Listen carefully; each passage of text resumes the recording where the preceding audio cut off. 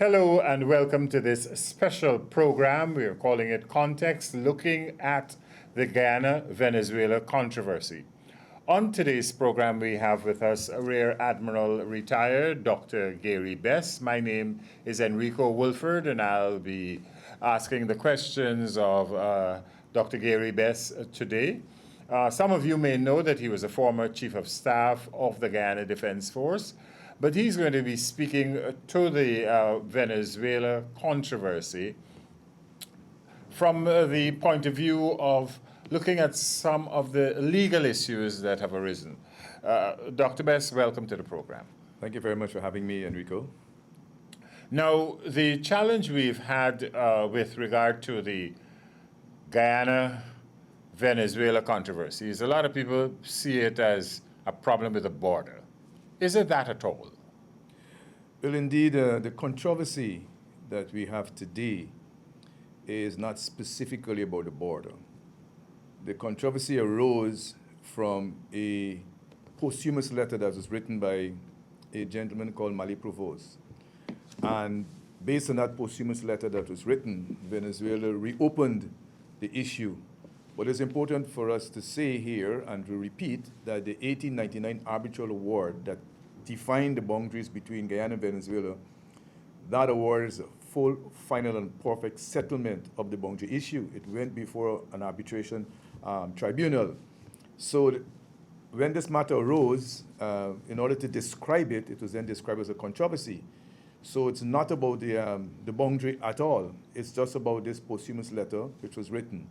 So the issue before the ICJ, in the International Court of Justice, is about the 1899 arbitral award, whether or not that award is still valid, whether or not the award is valid, not the boundary. And I think that is what is important. It's not the boundary that is before the court, it's whether the 1899 arbitral award is valid. The validity of the award is what is before the court. So, and that's how the whole word controversy was attached to the whole issue of this, the Guyana-Venezuela issue. So that's why it is called a controversy. The other thing I should mention is that the issue before the court went through an entire process, how it has gotten the court through a process. And that process is underpinned also by the Geneva Agreement.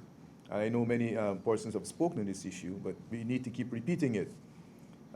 Geneva Agreement was that process that enabled Venezuela and Guyana to continue speaking to each other and discussing how the controversy would be resolved, how this issue concerning this posthumous letter that said that there was some collusion during the arbitration process, how would that be resolved? The Geneva Agreement never mentioned exequiable. It doesn't have any reference to the boundary of Guyana, the territory of Guyana, and therefore the only thing that could have been discussed there is how to resolve the controversy, which is this posthumous letter. I think it's been lost sometimes, especially by Venezuela, as if the Geneva Agreement was about the 1899 arbitration award and how to really define the boundaries. Of course, that's Venezuela taking it, but that is not the case, was never meant to be. So this Geneva Agreement, as we hear about it, it's just about how to deal with the controversy, which arose from this posthumous letter that was written by Mali Provost. And there's nothing more to it than that. And that process is ongoing, and right now, Guyana is taking the matter before the International Court of Justice, and we will await the decision of the court. You're a former Chief of Staff. There's no way that you can get away with just sitting here and not answer some questions with regard to what would you tell the people in the Army, even when you were Chief of Staff, about Guyana and Guyana's borders? What were they defending? But let me start by saying, yes, the territory of Guyana is fully described in the Guyana Constitution. The 1966 Constitution defines Guyana territory. And it says Guyana territory, and I'm going to paraphrase here, the territory of Guyana comprises the territory it received from British Guyana. The territory that we received from British Guyana is the territory that was settled by the 1899 arbitral award, which is a full, final, and perfect settlement of the issue. The 1970 Constitution, which is the Republican Constitution, so-called, repeats the same territory that we received in 1966. The 1980 Constitution, commonly called the Burnham Constitution, repeats the same territory. So that is what we were defending, a defined territory, very specific territory that Guyana has never changed by any act or any action internationally. Unlike Venezuela, which still occupies Ankoko Island. Now, Ankoko Island is an island in the Guyana-Venezuela River, half of which belongs to Guyana. So even when the boundary was settled in 1899 and Guyana became independent in 1966, Venezuela's gift to Guyana was to occupy the other half of that territory. So as I speak and as we've been living for so many, 6 decades after independence, we must remember that Venezuela is occupying part of Guyana, half of that island. So that is what we were defending, and that's what we are defending, the Guyana Defense Force is defending. And the defense is not only of the Guyana Defense Force, also the people of Guyana. The other thing I'll mention in relation to the territory is that Guyana's territory is deeply enshrined in the Constitution. Only a national referendum can change the borders of Guyana. Only a national elections can change the borders of Guyana. No government can change it, no individual minister can change it, no individual person can change it, only the people of Guyana can change it. And I do not think that there will be any government that will put to the people of Guyana any opportunity to change those borders. That is our country, so it will remain sacrosanct, it is indivisible, it is inviolable, and it is non-transferable. Venezuela has also argued that, look at the ancient maps. You go back to 1400 when, 1490 whatever, and 1501 and 1502, when Columbus came, he landed on his knees and then on the Aborigines, according to Eric Williams. Yes. But when he landed, he took this land, and all of this therefore belonged to them because of the then Spanish Empire, and it went to the Orinoco and beyond. However, the Dutch have also argued that they occupied the Guyanas on to the Orinoco. Mm-hmm. But the thing was settled in 1899. Exactly. But you raise an interesting issue. I know we're not meant to go so deep. That is the non-recognition of native title. I mean, that's exactly what it is, that no native title was ever recognized by the Europeans when they came to this part of the world. But I know that's not the thrust of this interview. However, suffice it to say that the Article 10 of the Venezuelan Constitution describes the Venezuelan territory, describes the Venezuelan boundaries. And in that description in their constitution, it says the territory of Venezuela, and I'm paraphrasing here, is subject to arbitral awards that have not been nullified. It meant that from 1811, that's the Declaration of Independence by Venezuela, even though some scholars says it's after 1811 because of the wars that Venezuela is fighting with Spain.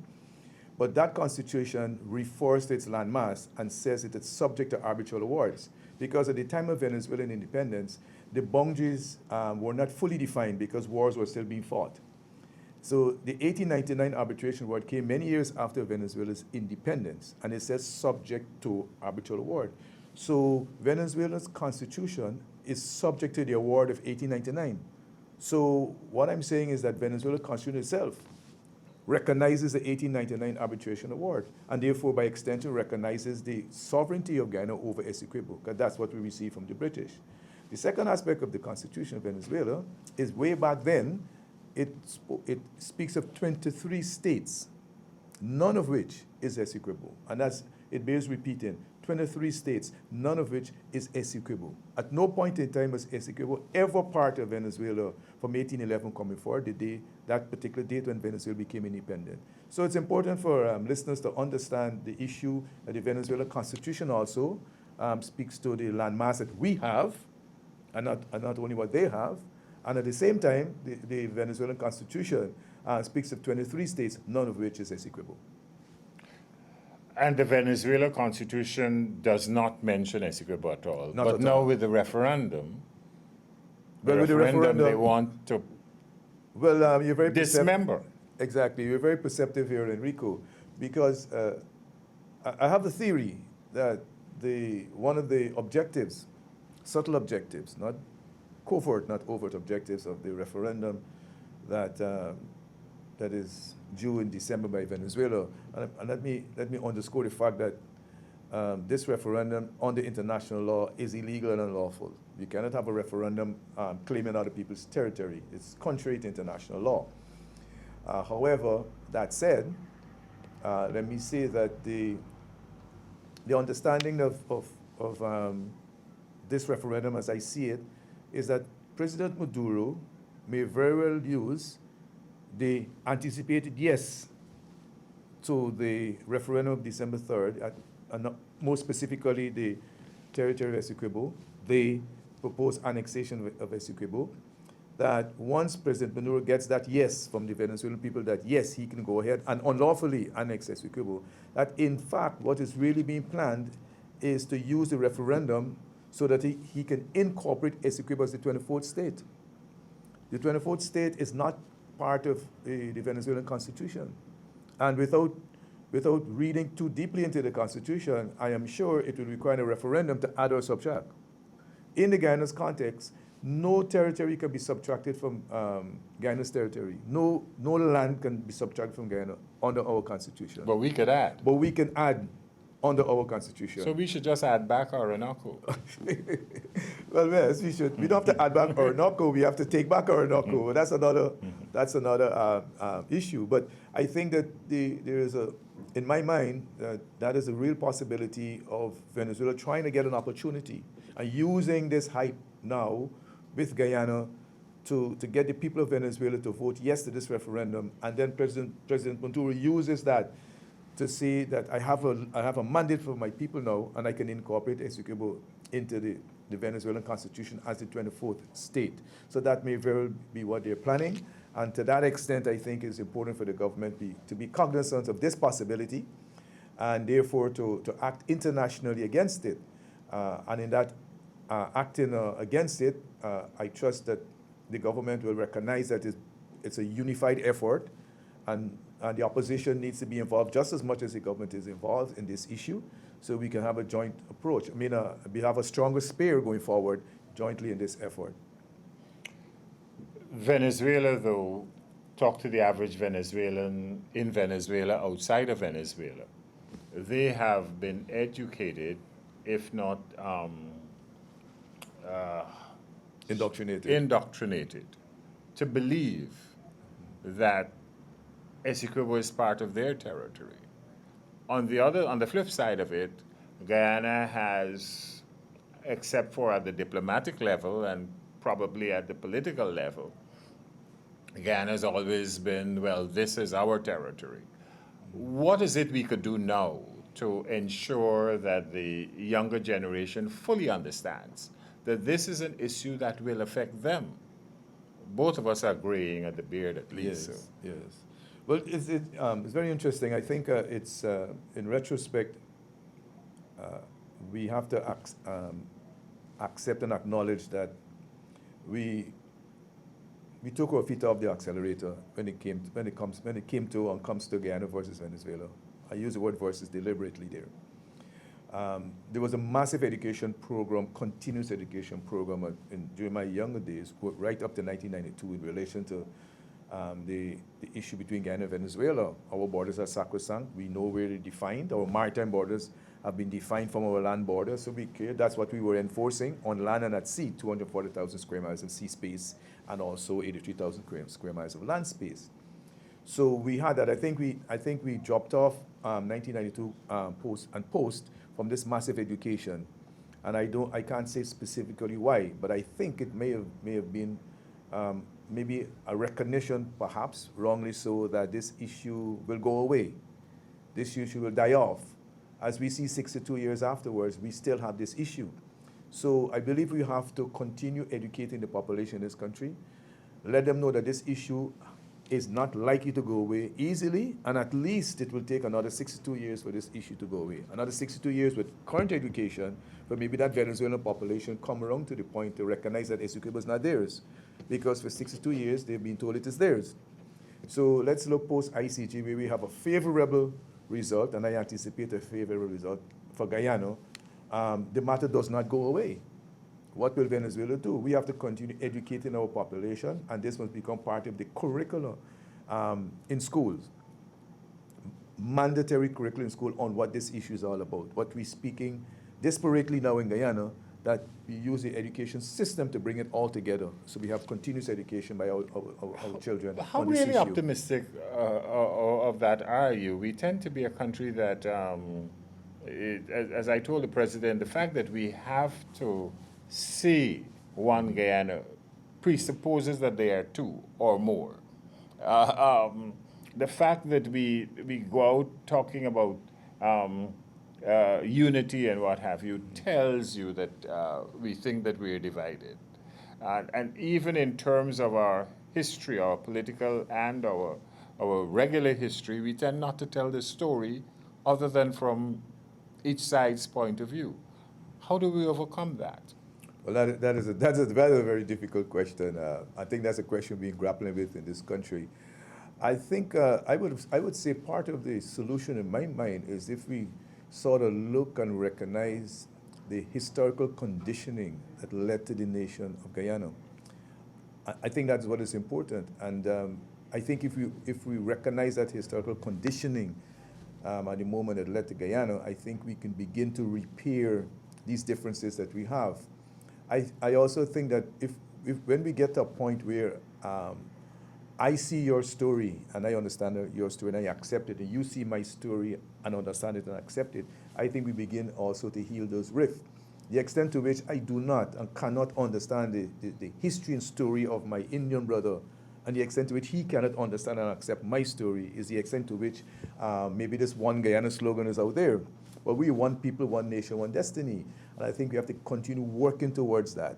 So it's not an easy question, but I believe if we look at the playbook, so to speak, the political playbook of the People's National Congress leading up over those decades, you recognize that the national thrust for national education was central, irrespective of what people may say about other aspects of governance. We ensured that the population was educated 110% in relation to this Guyana-Venezuela issue.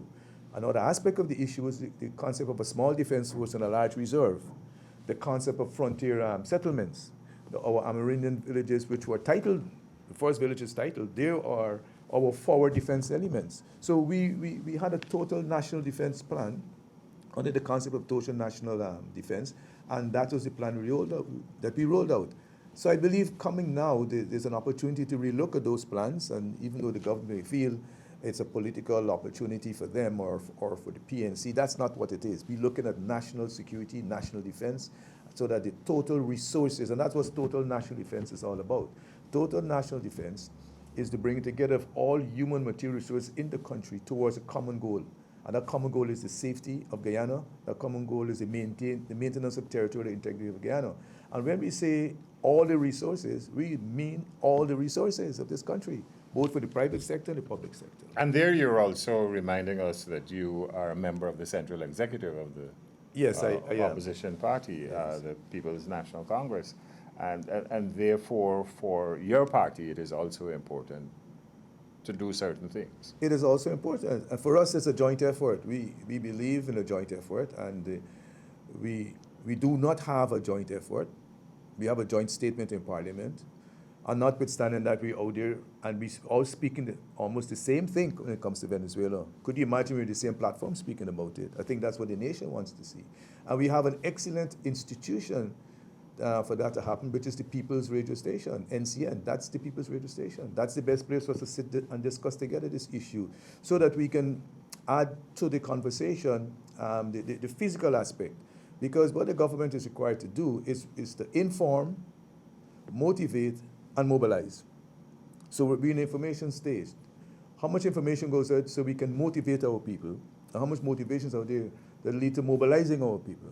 And I think those three things are very important. I would say we are in the information stage, but we need the government to be out there to take us to the motivating and mobilization phase. And that should not be done separately. It should be done jointly. And since you raised the issue of information out there, I recall in 1982, there was an International Telecommunication Union meeting in Nairobi, Kenya. And Guyana's representative at that time was an engineer. One of the representatives was Ron Case,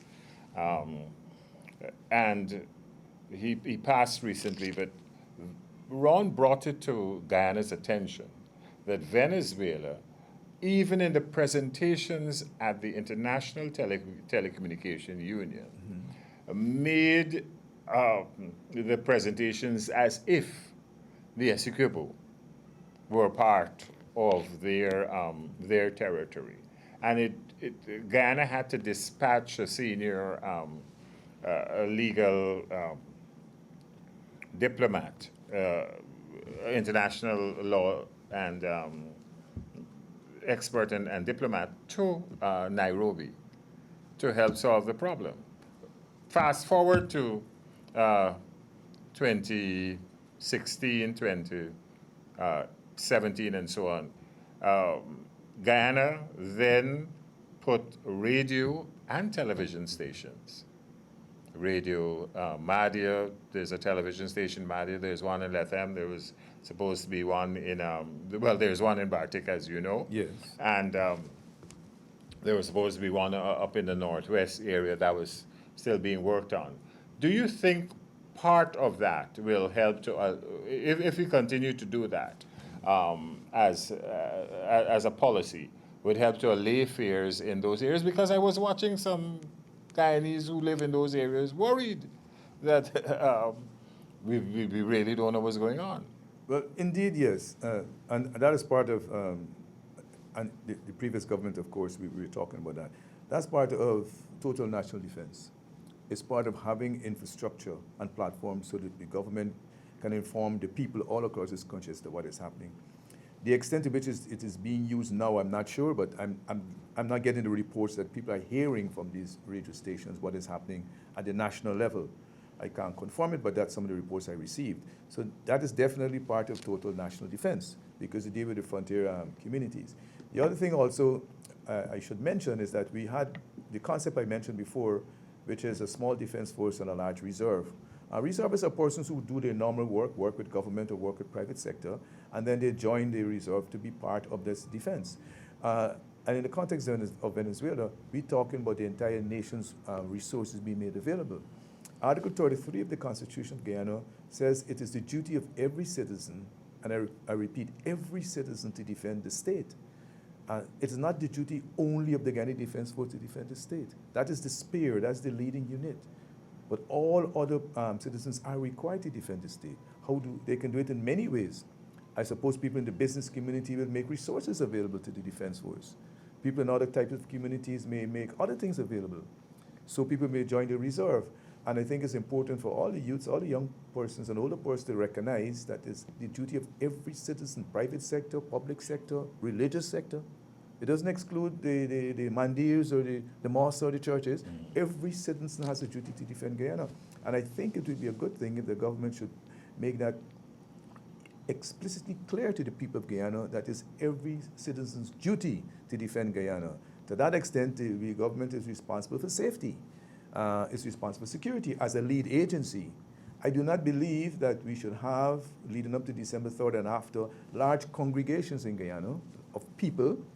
For example, on December 3rd itself, I think we should be on a national alert. We should be national alert. It should be National Alert Day. We should be speaking to each other, looking out for each other, and we should try not to congregate in spaces in thousands, not to become a soft target for Venezuela. We ought to anticipate that this thing could be dangerous to Guyana. This is a gentleman who's threatening to annex Essequibo. And in that threat to annex Essequibo, and the fact that Venezuelans are leaving Venezuela to come to Guyana, we have to assume in those people, among those people who are coming to Guyana, agents of Maduro are coming. It will be the ultimate military miscalculation for us to conclude that there aren't bad elements coming into Guyana under the threat of annexation. So to that extent, we have to be very careful where we are. Now, there are many ways of taking territory. We also have to be mindful whether or not we have a settlement incursion. Whether our settlements are there's an incursion in Guyana and we have settlement incursion, which is the most difficult to dislodge. If you look at Palestine and Israel, it is most difficult to dislodge. So there are a lot of experts in Guyana. There's a lot of talent in Guyana that can speak to this issue. And I would, again, I say the government has an opportunity to bring everybody to the table to have all these ideas, have all these discussions, so that together with all the resources we have on this total national defense, the government can ably and better represent the people of Guyana on this issue. And as I mentioned, settlement incursions. It may not be a large military force crossing the border. We have to plan for everything. Rear Admiral retired Dr. Gary Best, how do you respond to criticism that they ought not to be criticism? Well, I would say that democracy is a messy thing. I remember the late Dr. Reed said, I think he said, out of destruction we get construction, or words to that effect. Criticism is good because it keeps us on our P's and Q's. That's what Parliament is all about. It's criticism. So I respond to those who said there shouldn't be criticism. That in itself is a criticism. And I think criticism is good, criticism is healthy. I speak nationally on these issues. For me, it's important, and the government may not like some things that I may say, but I know criticism is helpful. The first line of defense for Guyana has always been defense diplomacy when it came to Venezuela, defense diplomacy. And part of the defense diplomacy is about ensuring that resources, both human and material, are made available to the Guyana Defense Force. The Guyana Defense Force is aptly trained to deal with Venezuela within a context. Within a context. And that context is that our diplomats will be on the offensive in defense of Guyana. Across the global capitals, special envoys will be out there speaking on behalf of Guyana, trying to get our allies to speak in favor of Guyana and make certain statements that will give Venezuelan cause to pause. That is what happened. We've never had foreign troops in Guyana from any other country because their voices were so strong that it gave Venezuela cause to pause. That is part of defense diplomacy. That will give and motivate the defense force itself in its functions, which is to identify the aggression, delay the enemy until such time that international pressure or international forces cause Venezuela to stop its action. So that's how it is designed. So we cannot think that we will try to have a defense force of 30, 40, 50,000 people in the nation state. It's impossible. You have a very small population.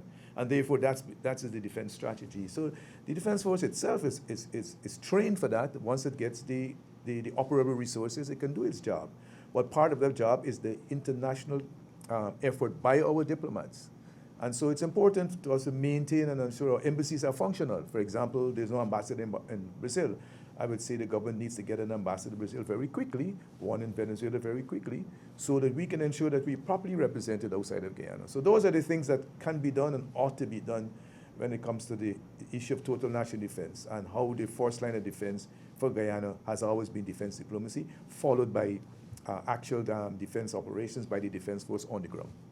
Well, on that note, Dr. Gary Best, thank you so much for appearing on this program. It was a special program where we were looking at the Guyana-Venezuela controversy and speaking with Rear Admiral retired Dr. Gary Best, whose area of expertise, you realize, also involves international relations and defense diplomacy. Thank you very much. Thank you, Enrico, for having me. I'm Enrico Woolford. Have a pleasant rest of the day. Goodbye for now.